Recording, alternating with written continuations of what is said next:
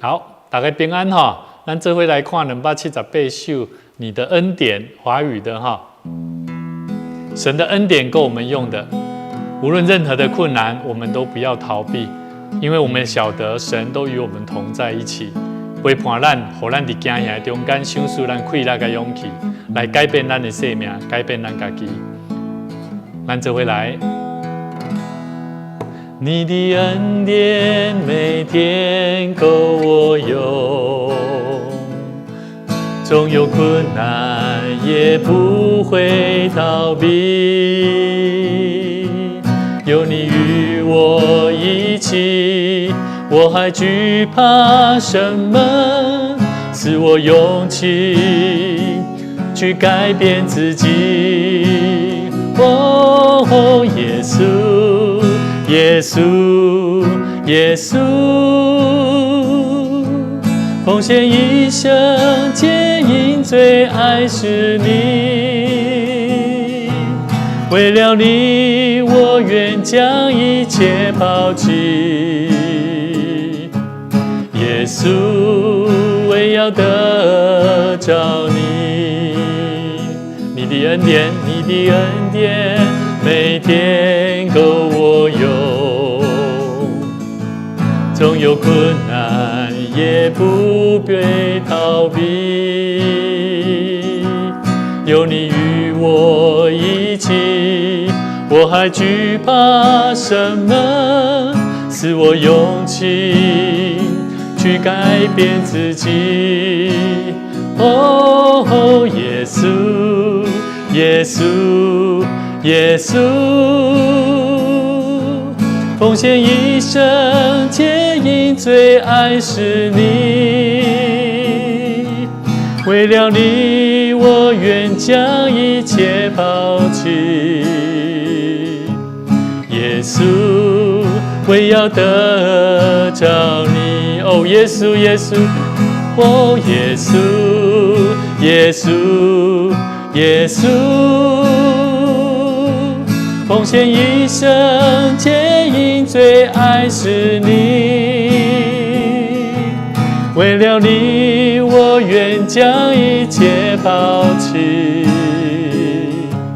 耶稣，为要得着你，我已经决定，我已决定，我一生最爱是你。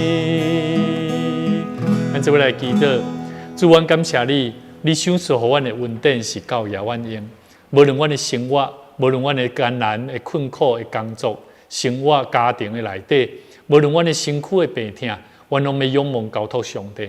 无论阮拄着什么款的困难，恳求上帝，你赏赐予阮有勇气，立定新的目标甲志向，帮助阮，予阮日日会当不断伫你的圣神的感动的内底来更新的生命。继续为主你来活，互阮会当真做为着，就是要得到主你真做阮生命活命的水泉，互阮的生命真实得到活命愿望甲目标，阮会当继续努力来对伫上帝你所托付互阮的使命甲目标来完成。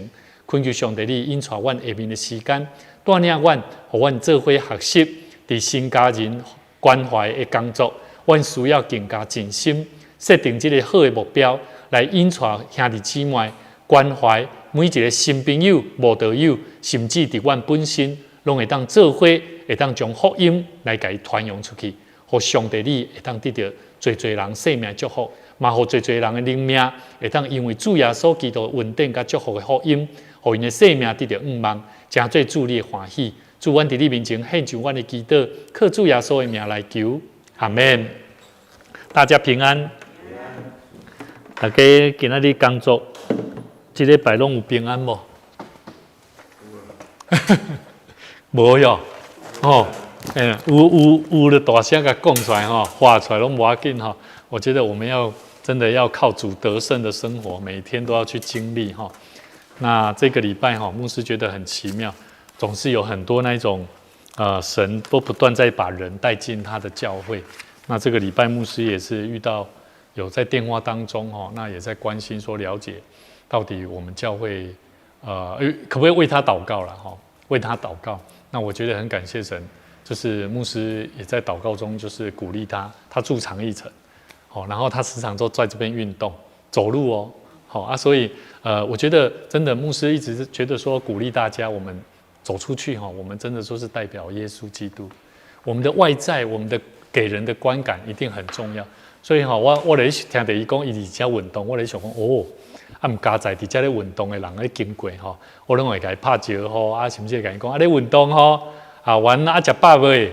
这话拢是一个很基本的人与人之间的一个礼貌行动。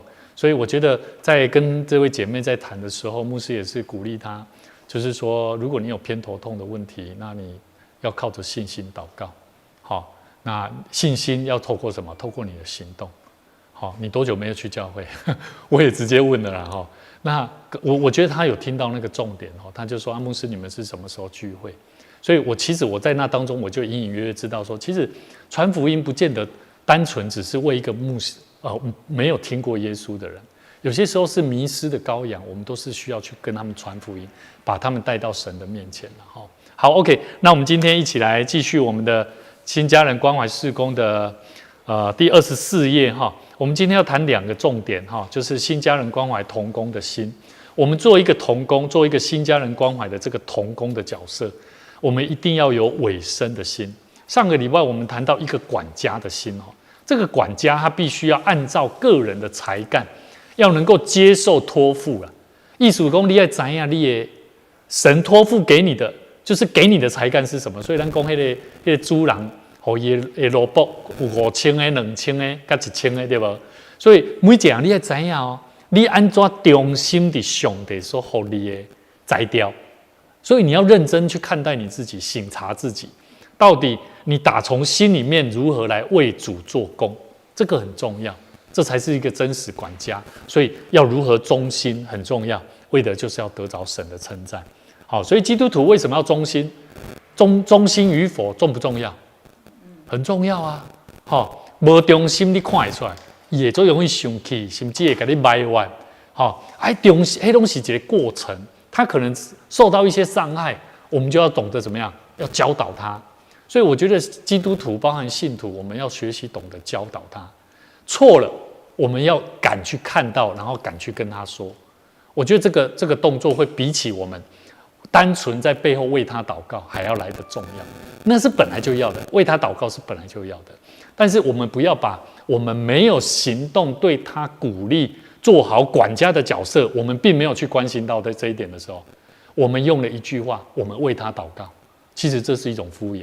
所以我觉得教会里面我们要忠心于神，错的事情我们要懂得教导，这样懂吗？所以牧师最近都在鼓励大家，我们教会一定要有这个好的礼貌的文化。所以牧师也慢慢都在观察我们的社青，我们的年轻人有没有慢慢学习到这一块。那感谢主，我们都有同工，都有在做教导。好，那第二个我们要继续谈论到就是委身。那这里我们要一起来回顾一下委身在我们的信仰里面，谁是一个最好的典范？委身就是耶稣嘛，对不对？不用想什么，就是耶稣。我们来想看耶稣，他顺服他的父上帝的心意，对不对？什么心意？什么心意？新天兄、新天老师，你觉得耶稣顺服上帝父神的心意是什么？顺服什么？就是要照父的旨意去做，完成父所交托他的。顺服上帝的旨意，他首先我们了解到，先降世为人做人对吧？伊原底是神嘛，找伊的圣囝耶稣到底世间上降世为人，人是啥？所以伊伫马祖来，我们现在圣诞节快到了我们重新再去思考耶稣他的身份，他从一个神性的神格到了人，然后呢，为了谁？耶稣来的目的是为了什么？为了什么？为了罪人，对不对？为世间的罪人的缘故，对吧？然后呢，他把生命摆上，对不对？可是，在摆上的过程，他有没有经历痛苦？有没有？也是有啊。克西马尼园有没有？他也是祷告里面也是跟神他的父神说什么？如果这个杯可以离开我，有没有？他也有他的软弱啊。可是他有没有摆上？有，但是他说是照着父神你的心意，有没有？然后呢，他摆上了，有没有平息上帝的怒气？有哦。如果他没有摆上呢，那就可能他的父上帝也不高兴哦。所以我觉得耶稣他整个的委身的过程是值得我们去学习的一个最美好的典范。甚至呢，他透过为了要平息父神的怒气，其实父神的怒气是在谁身上？其实在人啊。其实我刚亚说一波追了，对吧？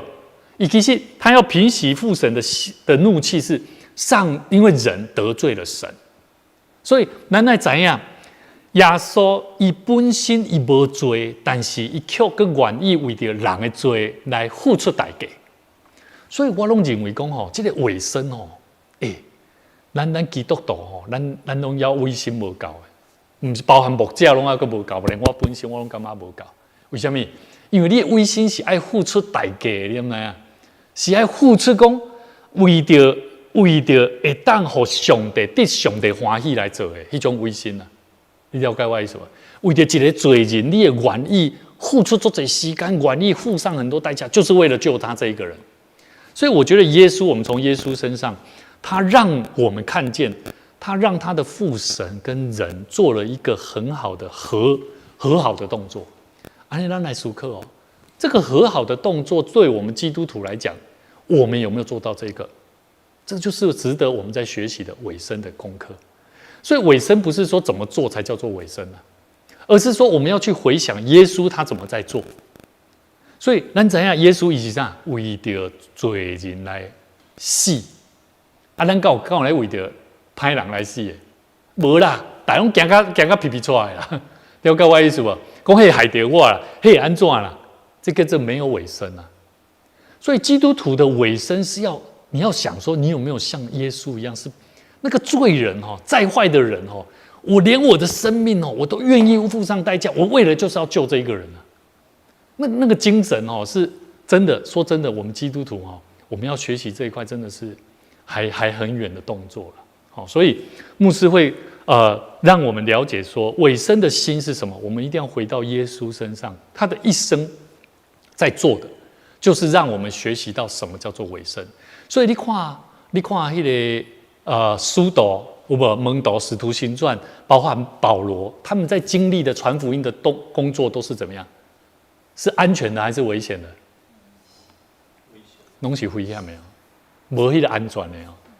可是基督徒在传福音的事情上面，往往都是想要安全的，没有是想不安全的。往往想到不安全就是不要了，害怕了，这个不要我来做了。所以其实。牧师时常只要想到这一块，我都会觉得说：主啊，怜悯我们，怜悯我们的罪，怜悯我们对主你的奉献跟委身不足。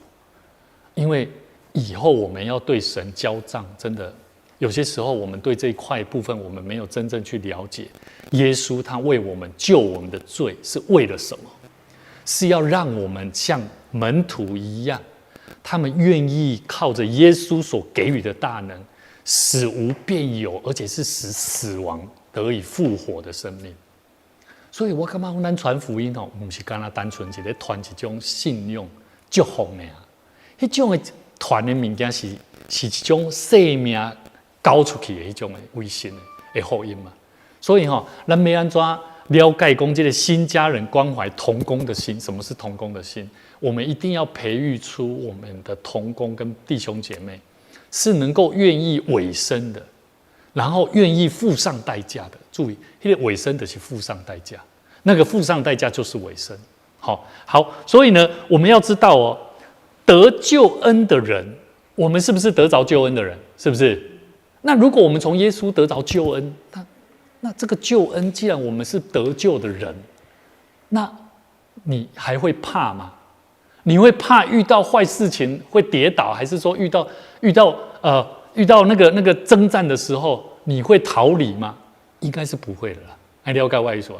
所以牧师要鼓励各位真的教会只要不管是我们现在做1919或做青少年工作上一次那个大桥国中的校长，他有来跟那个教务主任他来找我。他们很年轻，你知道他们来的教会的目的是什么？他们是说，我说校长，你们怎么有机会来愿意来这边？他说，因为我们的孩子我有听说我们的孩子在之前都来到你们教会，受到你们教会的关心跟照顾。我想说登门拜访来跟牧师说抱歉，我们的孩子有一些行为上带给你们太多的负担。我觉得我心里面想说，那是一个很大的安慰。我觉得说没有，我们做的还不够。假如有机会的话，如果你们他们学校有一个叫做中辍会议，中辍生的会议就是召集这些辅导老师或者是包含可以做的相关的资源来培养帮助这些中辍的学生。那他们只能够在学校里面，所以我说，假如有这个需要，我很乐意如果可以的话，你愿意让我能够参与的话，你再跟我讲。他说好，那牧师你有这份心我会再把有需要的话，我会邀请你一起来。所以我觉得我们教会如果要做福音工作，我们每一个人都要走出去。所以现在我们的1919包含我们现在的青少年，我们现在都是在对外展的工作，包含这个我们会宴小组他们做这个感恩有你，在那个外面的招牌有没有？你去看一开始我看说哇，看这开始大家都看到咱熟悉咱的照片我觉得下面可能还要再几句话，譬如说那种类似好像传福音的信耶稣相关更好的一些经文，能够放在下面，能够带出一些让人家觉得有安慰有祝福，来到这边是平安的。所以我觉得不是要让人家看见我们是非常美好的，而是要让人看见我们这个地方是可以给爱的地方。所以我觉得我们得着救恩的人，我觉得我们也应当要能够学习耶稣一样委身，甚至委身自己，把自己的生命能够交出去的，这才是真正的委身了。好，那大家可以分享一下，你觉得什么是委身？对你来讲，王主任，你做认真在想在思考，你会当要分享一下无？你认为什么是？你对你来讲，什么是委身？委身的心。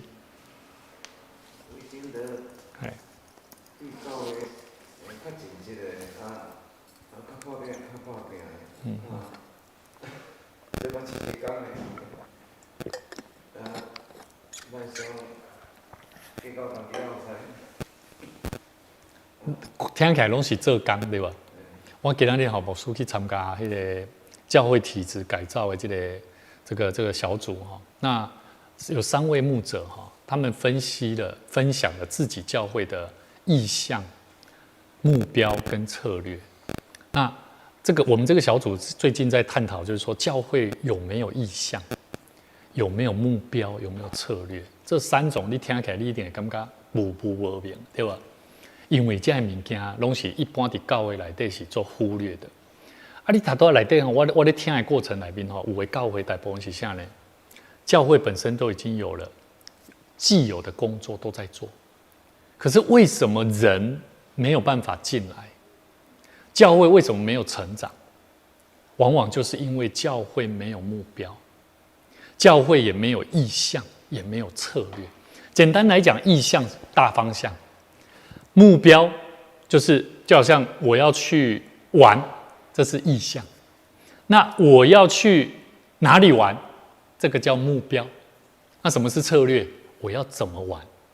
好，譬如说我要怎去到那个所在，我要开多少钱，我要去佗几天，这拢是策略。所以我有来听了，我感觉讲对，有影，真正教会欠缺这物件。所以咱来想讲，你看，我头拄有讲到，你讲什么是委身？我听起来这个委身叫做啥？做工尔。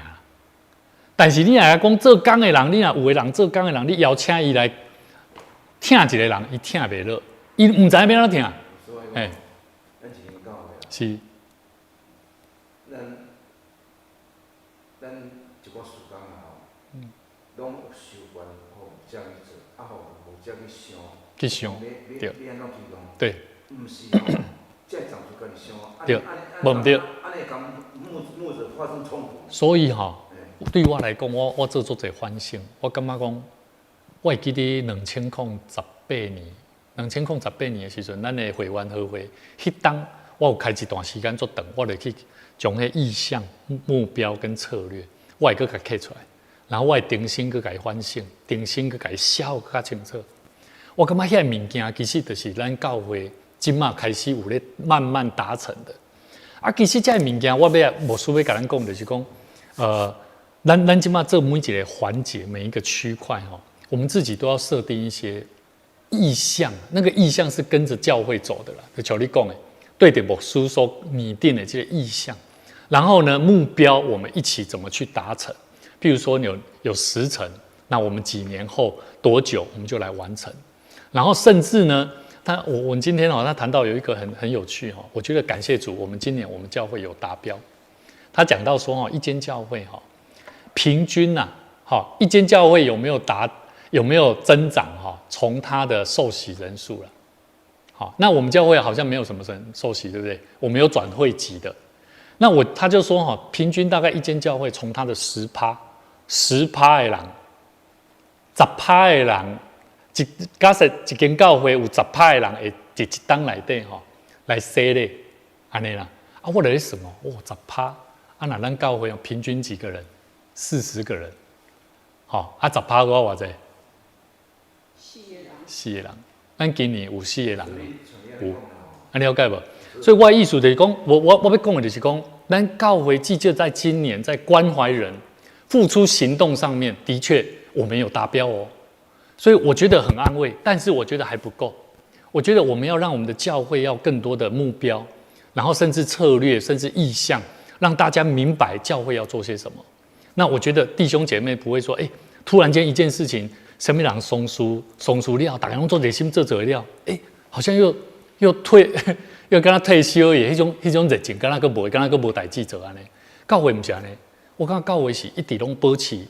为着就是要传福音，为着有一个目标然后不断的去检讨，就像我们在开同工会一样，我们会不断的去做检讨。所以我感觉迄个过程最重要。所以我看见有的教会因安尼努力，有的教会安尼咧做的时候，有差。我终于看出讲真的，我们教会如果要复兴，真的我们要也要恳求神为你们要为牧者祷告。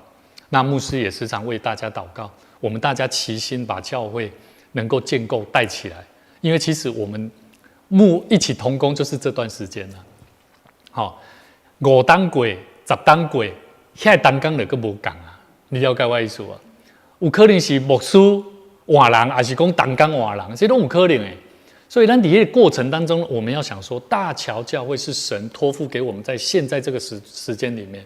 我们要怎么样委身在神所托付我们对焦在福音的工作上面？那福音的工作就很广，那怎么做？我们就是好好的跟牧者，我们一起来讨论。所以我们下个礼拜我题外话，下礼拜3我们暂停1周，因为下礼拜3我有约金玉老师，晚上礼拜3晚上新天老师那些会你看这回来。下礼拜3我们会讨论这个明年开始，我们会针对我们教会刚进教会的新朋友，或者是有弟兄姐妹，他不会读经，他不知道怎么去灵修。我们针对这部分的礼拜后，我们在礼拜后我们会做一个小组讨论。这个小组讨论我会先跟这些老师同工，如果你愿意来一起加入讨论也可以。我们会一起讨论，包含是用什么题材。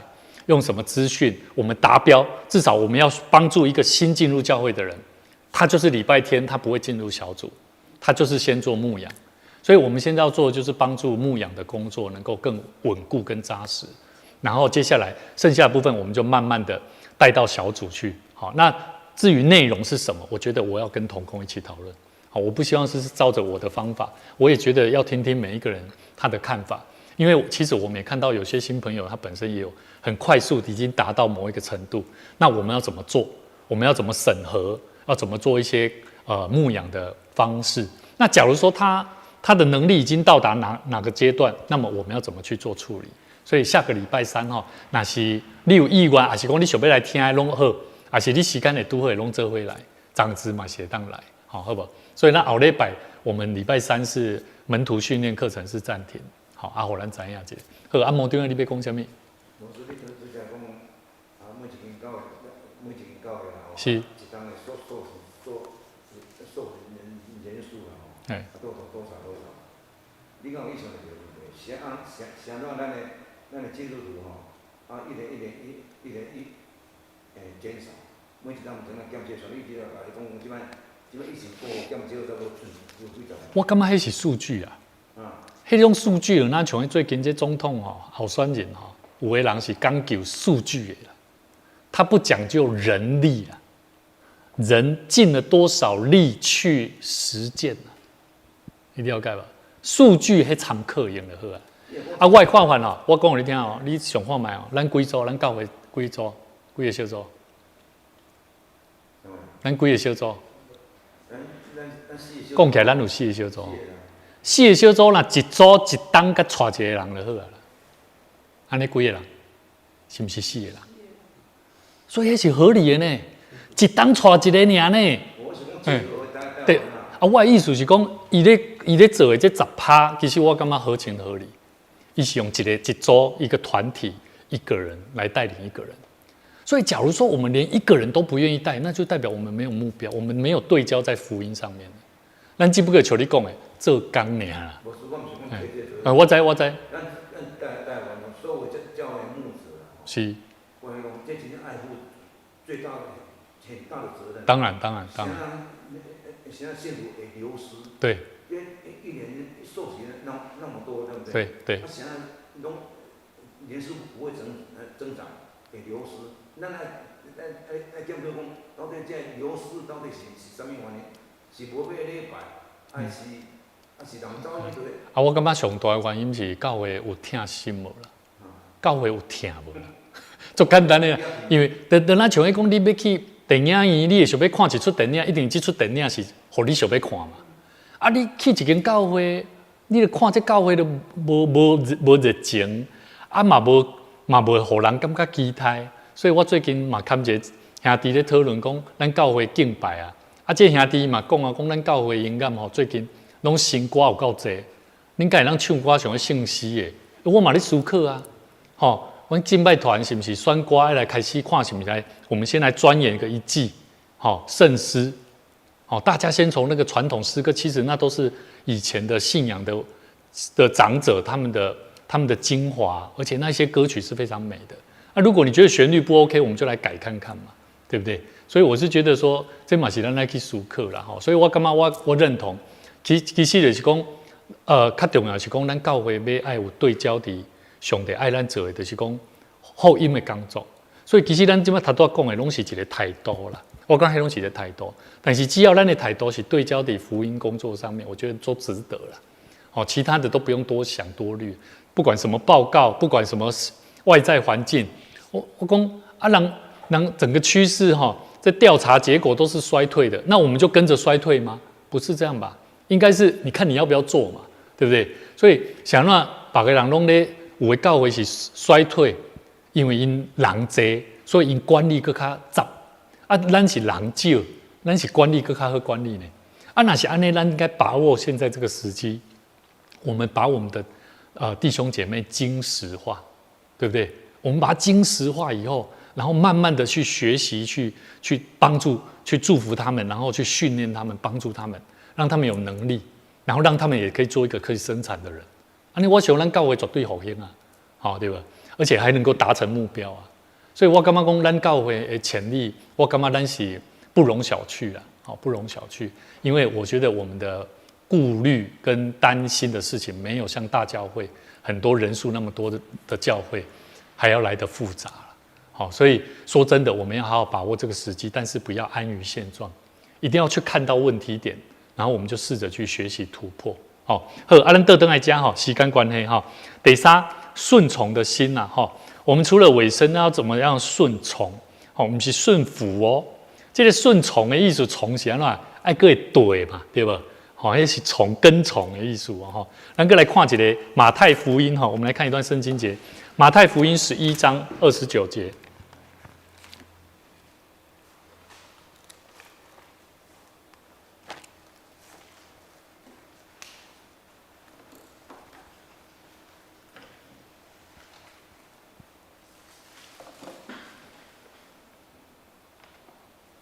非常熟，咱这句话寻常会当家记起来。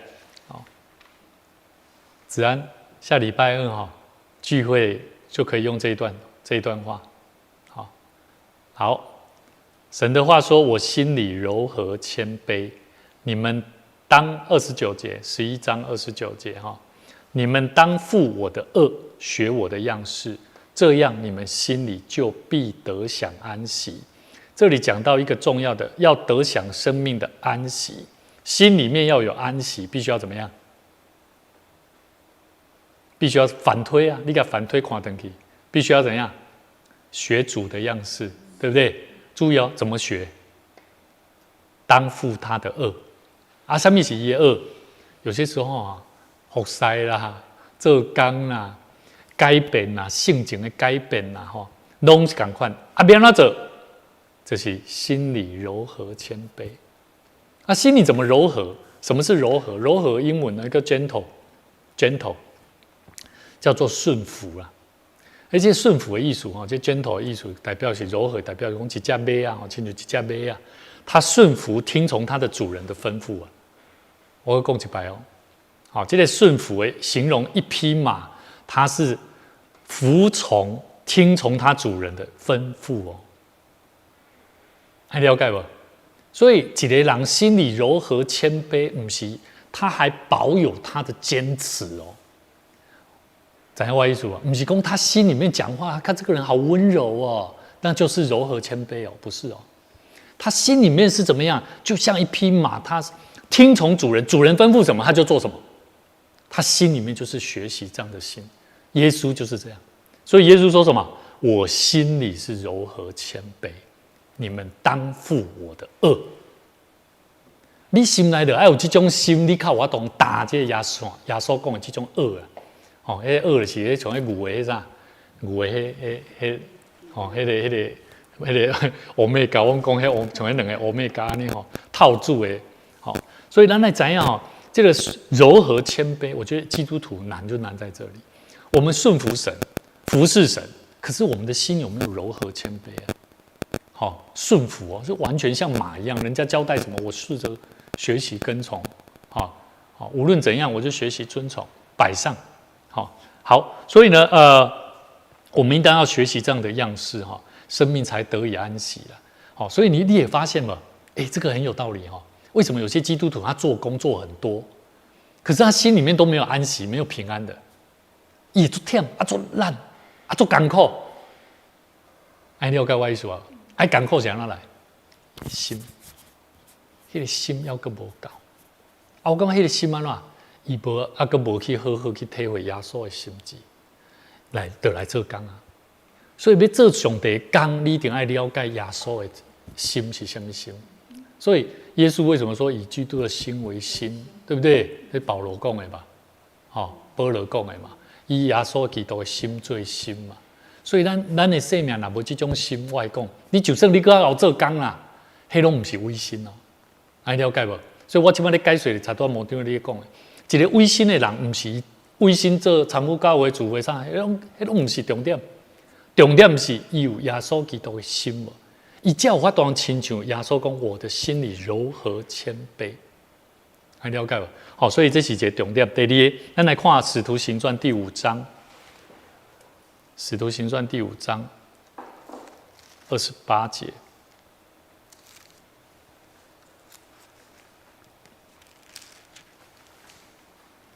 那个新天老师，如果你有找到特别的那你再帮我补充也可以我很谢谢新天老师他有些时候牧师会有一些遗漏的地方，他会给牧师一些建议我觉得很好。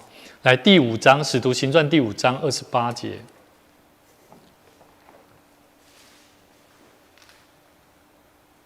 我们从28节看到32节。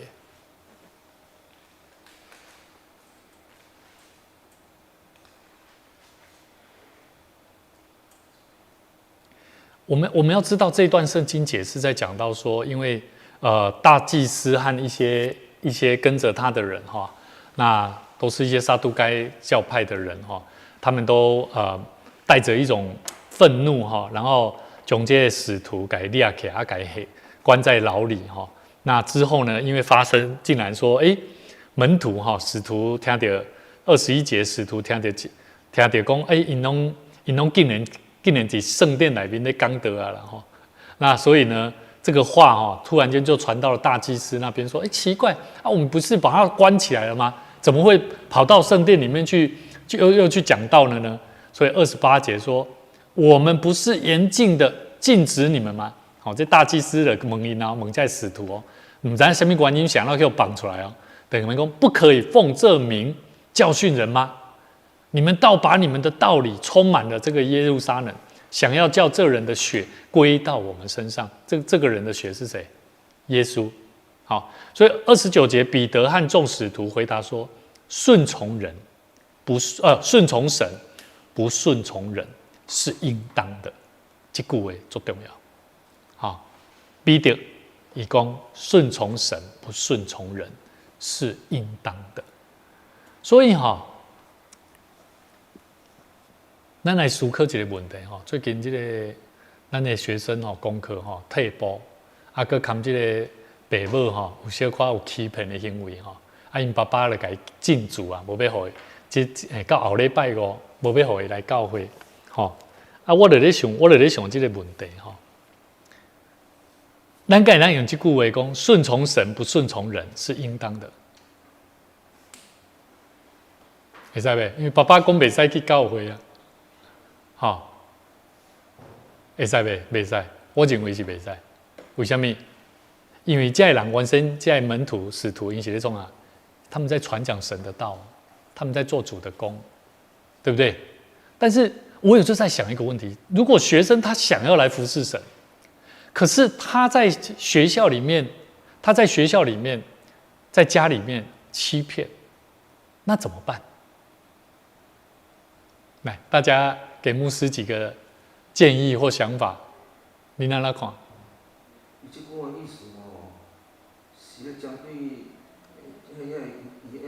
大祭司、大祭司啊，对。但是那徛伫现在有的囡仔伊想要来教会但是伊的父母无爱互伊来教会咱要安怎关心这个青少年？伊走来甲辅导走来甲你讲你要安怎甲伊祝福？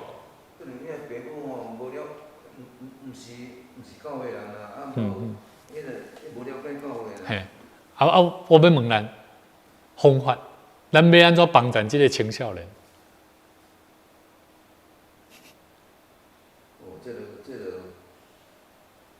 这有一种困难，因爸爸妈妈。无信嘛，对吧？就像大祭司同款对不对？他们不信恁爸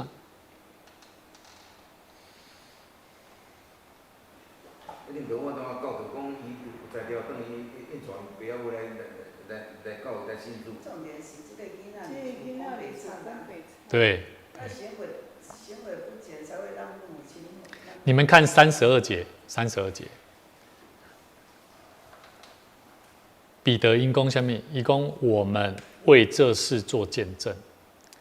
上帝赐给顺从之人的圣灵，也为这事做见证。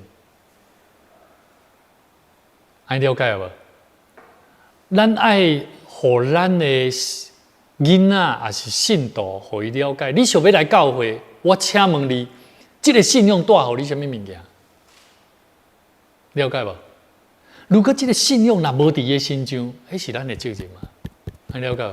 那是我们的责任所以我觉得我们要鼓励，真的要好好为子安祷告。子安他时常都在第一线上，他必须要在第一线上，不是为了要教导他们的行为我宁可子安他要能够带着他们是什么信仰这信用是啥？这不容易这是爱做天心包容，靠我都通从这上帝的话嘿。是。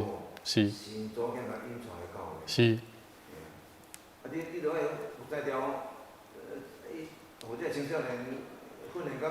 所以我想要讲，咱教会，我们现在真的要多对焦在哪里？福音。其实包含我们在牧养陪伴的过程，我们很难把福音放在我们的讯息里面。了解我意思吧？福音哦，福音，你跟神的关系如何？你认识他吗？他跟你认识多少？我们要时常去检视这个东西啊，这样你才会让我们的信徒真正认识他所认识的上帝啊。所以今咱们这个毛大哥伊咧讲哦，伊讲牧师，这种信徒哦，迄我拢听拢无，伊较讲拢讲过去的吼，讲这吼，我哪有法度通继续来关心？我跟你讲，就是他们讲福音嘛，啊真的啊。我是跟你讲内心的啦。唔是，我感觉咱就是要甲伊讲，咱要甲伊讲上帝的心意。我讲的意思是讲上帝的心意是啥？就是讲我要想要问你讲，你对领受到福音，你对圣经你的认捌，这物件对你来讲，你认捌上帝是啥？上帝是对你来讲是什么上帝？你了解我的意思无？咱咧解决问题是，咱用咱的智慧咧解决，还是用上帝所爱咱讲的话去解决问题？迄是无共款的。过去我拢会感觉讲，我较意气用事，我讲话较大声，你就听我讲就对了，照我的方法做。但是后来我觉得我们都是软弱的，有些时候我们用我的方式，结果伤到人，人家觉得说你讲话太多看安尼。后来我改变我的方式，我豆豆拢一直咧想讲，上帝啊，你的话安怎教？啊，我学习看卖，背你的话语，学习背你的话语，然后你的心意是啥？我觉得那个会改变，会改变咱的讲话，改变咱的做法。所以我咧讲，我觉得我们真的要读经祷告，然后真的我们要在讲话当中试着去想神的话怎么样祝福这个人，用什么话语我可以来祝福他。好，甚至有些时候人家在讲话的时候，我会不经意的，我就会赶快搜寻一下，看哪一段圣经节可以待会我再跟他讲话的结尾，我可以用什么话来祝福他。好，因为我觉得，当然有些时候我们圣经有些时候我们没办法背得很熟，但是至少我们可以利用一些媒体工具，我们可以来快速的来祝福一个人。那我觉得那一次的谈话就会带来很大的帮助了哈。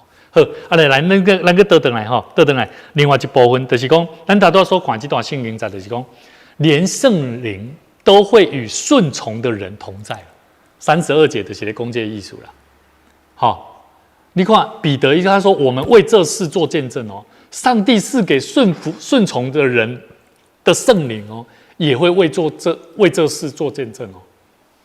好，所以倒边位来讲哈。圣神跟你有同在无？你有体会到圣神无？其实是在地，你是不是一个顺坦的人啊？如果你要真正领受圣灵的人，你就要先学习怎么样做一个顺从的人。所以我觉得，牧师有很多的感触，觉得说我们的学生，我们真的要教导他、培训他、帮助他，先在上帝的面前学习顺服神。怎么顺服？你照着我的方法，你既然愿意来教会，我就把你当作我的家人，请你跟着我做，我要求你的，你跟着我做，把它完成达标。好，学生就是这样，学生他们就是希望你看能不能给他什么方法。好，学生东西安尼啦，因为他们就是反正来这边哦，太轻松了，好啊，生活很开心的，很 happy 呢，好，有通吃。个人开讲，个人让你生营啊，好。但是我觉得这些东西对学生来讲，这个时间哦，真的是很宝贵的时间。好，所以我能够认同之前我们的同工在分享说，这个牧师啊，我们的学生来教会到底都在学什么？好，的确没错。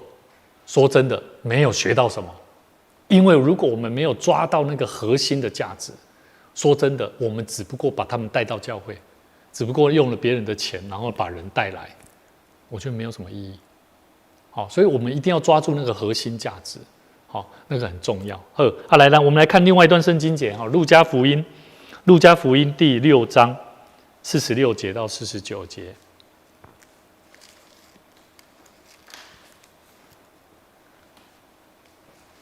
第6章。嘿，对，46到49。这咱嘛真省吼，这聪明的甲聪明的人，甲这个无知的人的起厝的方法吼。46节说：“你们为什么称呼我主啊主啊却不遵我的话去行呢？”好，这句话你们要把它画下来。哈，这耶稣讲：“哦，你拢安尼称呼我主啊主啊但是我拢无要遵照我的话去行啦。哦，凡到我这里来的，听见我的话就去行的，这句话就去行的，你要给它空起来。我要告诉你们。”他像什么人？他像一个人盖房子，深深的挖地，把地根基安在磐石上。到发大水的时候，水冲那房子，房子总不能摇动，因为根基立在磐石上。唯有听见不去行的，就像一个人在土地上盖房子，没有根基，水一冲，随即倒塌了，并且那房子坏得很大。所以我要无需要甲咱提醒哦，你的服侍，那是上帝给你的恩典。但是如果上帝给你的恩典，你伫你的品格、生命，甲你需要调整生命的角度，你无去调整改变，我甲你讲，连你的服侍，拢会亲像在咧起厝安尼，起伫咧沙漠顶面的厝共款。有一天风哪来，大水哪来，拢倒。这我看牧师有看过很多服侍者，真的。几乎只要遇到生病、病痛什么来了，几乎什么都毁于一旦，失落，好，然后很伤心难过，然后说主啊，牧者啊，怎么办？我说求主怜悯了，只能求主怜悯。所以我们要真的，咱不是跟他讲主啊主啊，我需要你，咱是爱讲主啊，你要教导我啥，我愿意，我学习来做，微心来做。亲像耶稣基督同款，好，所以是爱去行、爱去做的人，这才是重要的。好，不是去做尔，是爱去行。好，你看起厝不是嘛咧做吗？对不？起厝嘛是咧起呢，对不？但是你起是起伫沙顶面，还是起伫有根基的石盘顶？所以你看我们的学生这次牧师自从接获这个他的家长的电话之后，我就发现从上一次之前，我那个女孩子她不能来的时候，我就已经有感觉到不对劲了。我就在想说，我们陪伴孩子的教育是什么？出了什么问题？是出了什么问题？其实这个是关键的，因为其实孩子、学生他们来到教会，他们一定有一个目的嘛。可是他们的目的我们不可能知道了，因为他们的目的很简单，就是放松嘛。我在想说，如果我是他们，我是学生时期的话，我去到教会有这样的空间，我觉得我应该会很放松。可是如果我没有一个目标，要把我的功课拉起来，我觉得这种地方蛮危险的。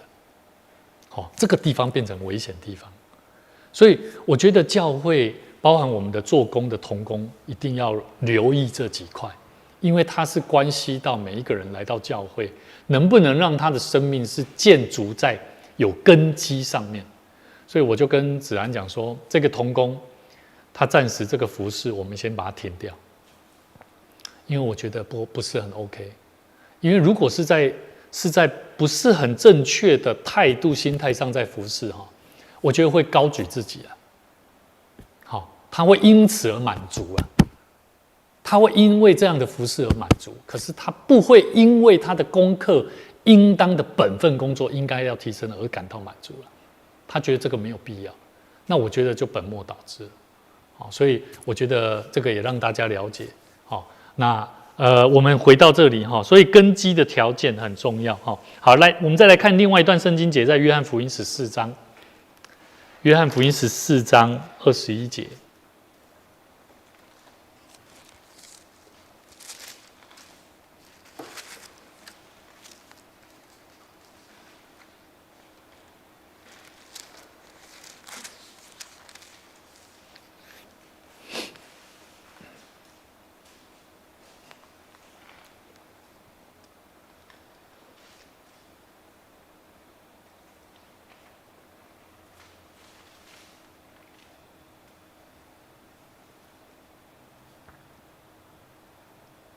14章21节说什么？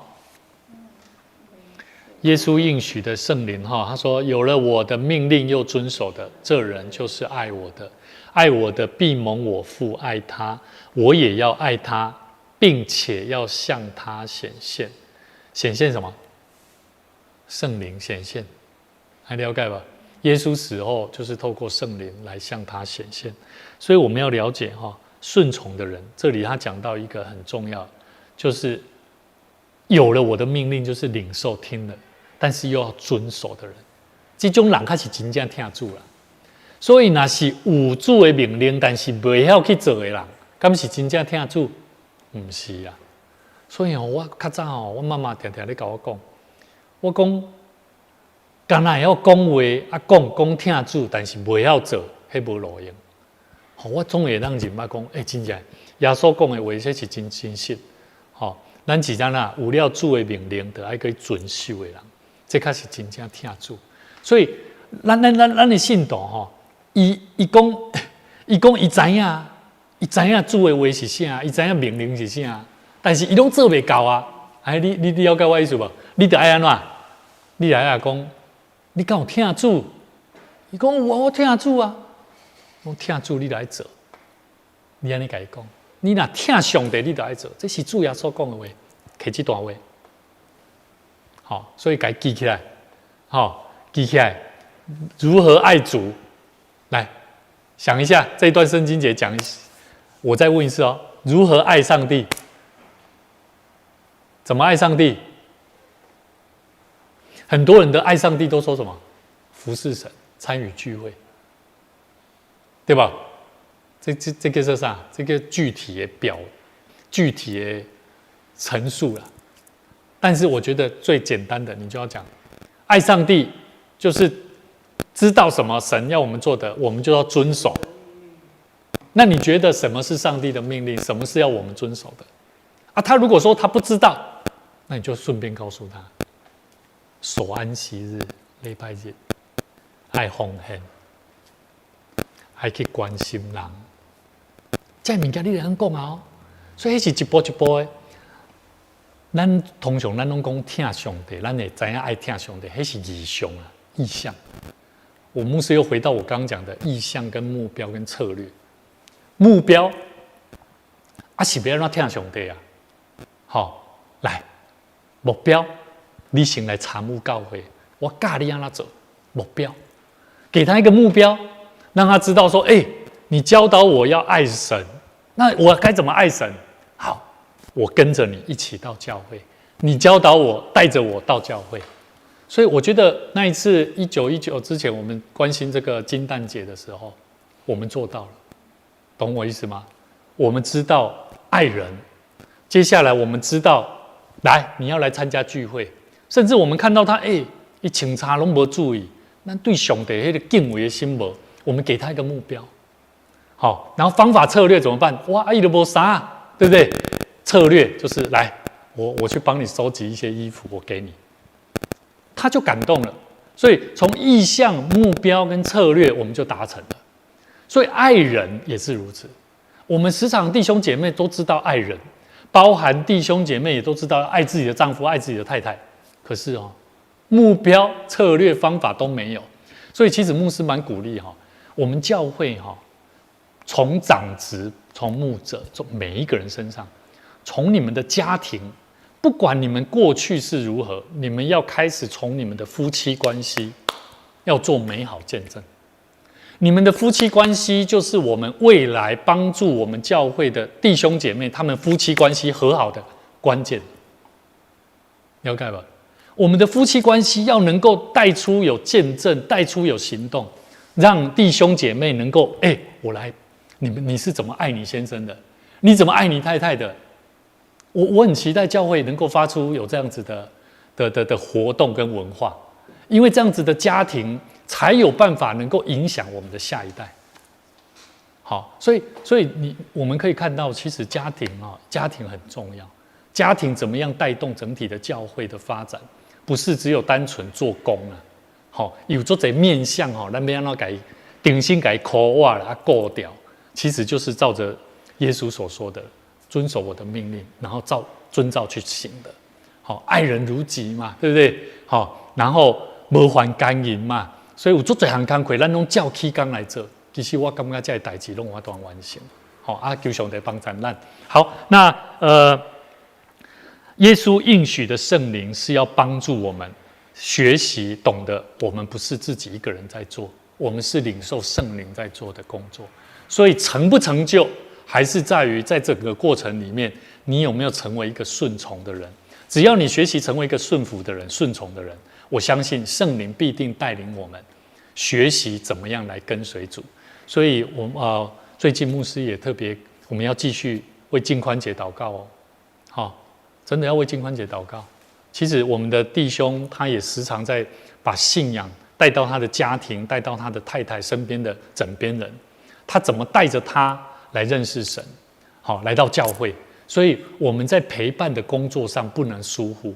礼拜天他们都是刚在教会活动的弟兄姐妹，一定要表现出，我觉得不是表现，是真实打从心里面陪伴。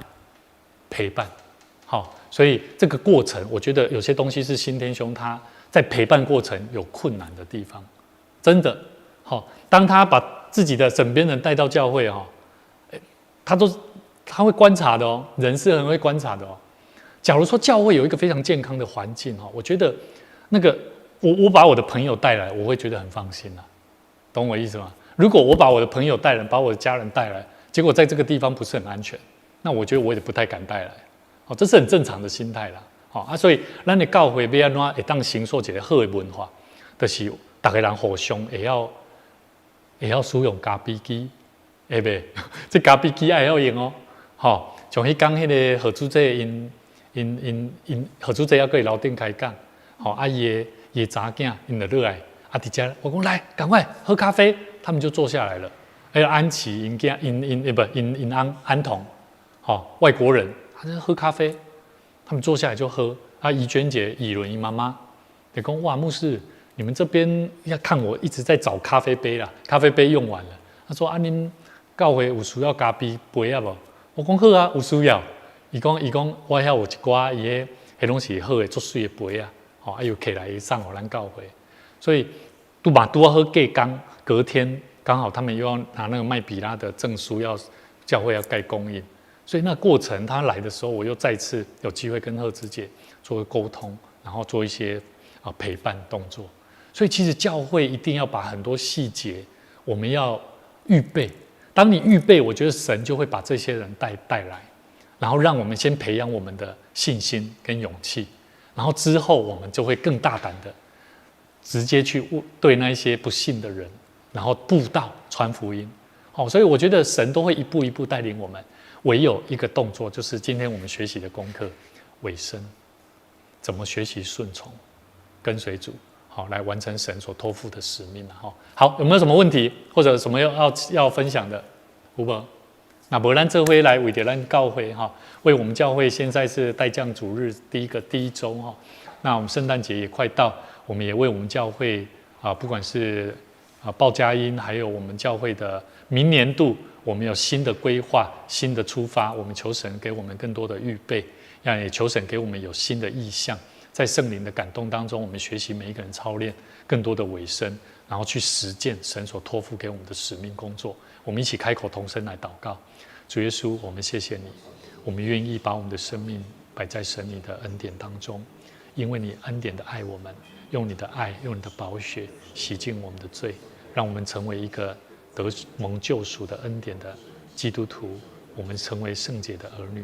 主啊，我们需要更多在神的面前分别为圣，不管在我们的生活、我们的工作，还有我们与人的关系上，我们都要学习能够将自己摆放在神你的手中，用耶稣基督的心为心，那时常在神你的话语里面来认识耶稣基督所托付我们、交付我们的学习的功课，也让我们在生命里面不断的做成长，要不断的去磨练修剪，也恳求神继续保守带领你的教会，让我们的教会能够时常对焦在神你的国度意象里面，也恳求神赐给你的仆人能够有从你而来的恩膏，让我们时常在祷告里面领受异象，让我们更多从圣灵的感动当中，能够学习怎么样对焦在神里要我们完成的目标，也让我们能够在目标的实践当中，把好的策略、好的方法带到神灵的教会的弟兄姐妹、儿女身上，让我们有更好的策略方法，能够来实践神你所托付我们的工作。谢谢主，我们再次将你的教会全然恭敬仰望神，愿主你亲自来带领你的教会的，不管是年轻人到年长者，我们每一个人都学习聆听神你的话语，遵照主你的命令，并且去实践。我们相信，我们都要成为神你所重用的仆人，来复兴神你的国度。我们在你面前献上祈求、感谢、祷告，奉主耶稣基督圣名来求，阿们。我们在每周三同一时间晚上8点到9点期盼我们一起来学习生命的功课，让我们不管在你就近的教会，还有在你本身在教会里面的服事上，都能够成为神所重用的仆人。愿神赐福你平安。